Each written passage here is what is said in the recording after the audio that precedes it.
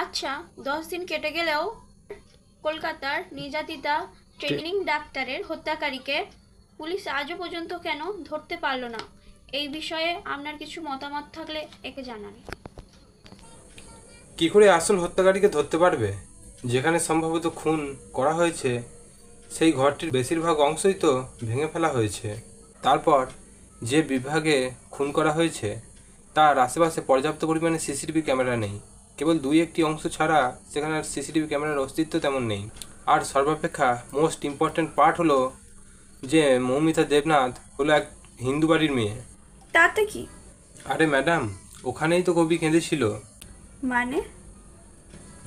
মানে মেয়েটি যদি হিন্দু না হয়ে মুসলিম হতো তাহলে তাহলে তাকে কবর দেওয়া হতো। ফলে 2-3 মাস পরেও তার মৃতদেহ সিবিআই তদন্তের প্রয়োজনে কবর থেকে তুলে নিয়ে আসা সম্ভব হতো।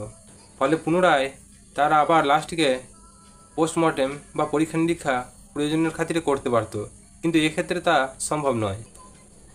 তো মেয়েটি হলো হিন্দু পরিবারের।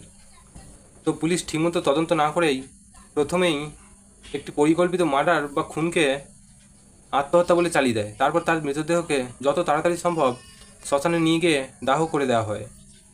এ বিষয়ে শ্মশানের ম্যানেজার নিজে মিডিয়ার সামনে কথা বলেছেন, যার ফলে পুনরায় মেয়েটির বডি পোস্টমর্টমের আর কোনো সমস্যাই থাকলো না। এবার ডাক্তারেরা যতই কর্মবিরতির ডাক দেয় আর দিকে দিকে আই ওয়ান্ট জাস্টিস বলে বলে মিছিল বেরোক, কোনো লাভ হবে বলে আমার মনে হয় না।